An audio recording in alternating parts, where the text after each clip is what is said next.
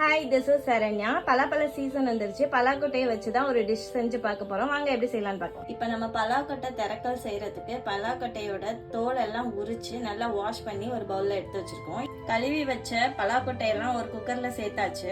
1/4 teaspoon மஞ்சள்தூள் சேர்த்துக்கலாம். 1 teaspoon உப்பு சேர்த்துக்கலாம். 1/2 லிட்டர் அளவு தண்ணி சேர்த்துக்கலாம். குக்கரை க்ளோஸ் பண்ணி ஒரு 4 விசில் விட்டுறலாம். 4 விசில் வந்து ஸ்டீம் எல்லாம் அடங்கிடுச்சு. ஓபன் பண்ணிக்கலாம். நம்ம வேக வச்ச பலாக்கொட்டையெல்லாம் ஒரு ஸ்ட்ரெயினர்ல போட்டு ஸ்ட்ரெயின் பண்ணி எடுத்துக்கிட்டாச்சு. இது எதனால ஸ்ட்ரெயின் பண்றோம்னா இதுல வந்து கேஸ்ட்ரிக் அதிகமா இருக்கும், அதனால ஸ்ட்ரெயின் பண்ணிக்கிறோம். திரக்கலுக்கு தாளிக்கிறதுக்கு முன்னாடி அடுப்பை பற்ற வச்சுக்கலாம்.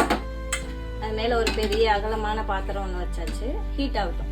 கடாய் ஹீட் ஆயிடுச்சு. இப்ப நான் எண்ணெய் சேர்த்துக்கிறேன். இது 40 ml எண்ணெய் இருக்கு. எண்ணெய் நல்லா ஹீட் ஆயிடுச்சு. 4-5 சோம்பு சேர்த்துக்கலாம். சோம்பு பொரிஞ்சிருச்சு. இப்ப நம்ம கருவேப்பிலை, ஒரு கைப்பிடி சின்ன வெங்காயம் நீளமா கட் பண்ணிருக்கேன். வெங்காயம் நல்லா திரக்கியாச்சு. ப்ரௌன் கலர்ல ஆயிடுச்சு. இப்போ நம்ம வந்து தக்காளியை போட்டுக்கலாம். ஒரு 3 மீடியம் சைஸ் தக்காளி குட்டி குட்டியா வெட்டியிருக்கேன். தக்காளி கூட 1/4 டீஸ்பூன் இஞ்சி பூண்டு பேஸ்ட் சேர்த்துக்கலாம். தக்காளில இருந்து ஓரளவு ஜூஸ் வர ஆரம்பிச்சிச்சு. இப்போ நம்ம மிளகாய் தூளும் மல்லித்தூளும் சேர்த்துக்கலாம். 1 டீஸ்பூன் கோபுரம் மாதிரி தனி மிளகாய் தூள், 1 டீஸ்பூன் மல்லித்தூள் கோபுரம் மாதிரி அதே அளவுக்கு.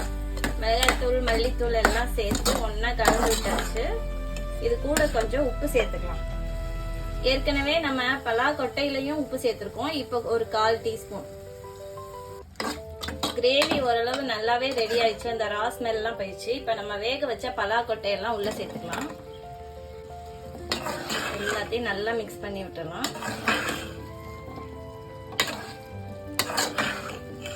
ஒரு சின்ன டம்ளர் அளவு தண்ணி சேர்த்துக்கலாம். இந்த கிரேவியோட சேர்ந்து கொஞ்ச நேரம் கொதிக்கட்டும். நல்லா கொதி வந்துருச்சு. நம்ம ஒரு முடிச்சு பூண்டை இடிச்சு வச்சிருக்கோம், அதை உள்ள சேர்த்துக்கிறேன்.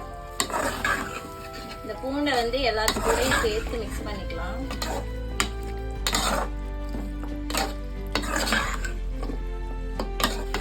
நல்லா பூண்டோட சேர்ந்து அந்த எண்ணெய் எல்லாம் பிரிஞ்சு வருது. அந்த சவுண்ட்லயே நமக்கு தெரியுது. அவ்வளவுதான், திரக்கல் முடிஞ்சிருச்சு. நல்லா கமகமன் ரெடி ஆயிடுச்சு. இந்த டிஷ் ஒன்ஸ் ட்ரை பண்ணி பாருங்க. மட்டன் சிக்கன்லாம் மறந்தே போயிருவீங்க. நம்ம சேனல் உங்களுக்கு ரொம்ப பிடிச்ச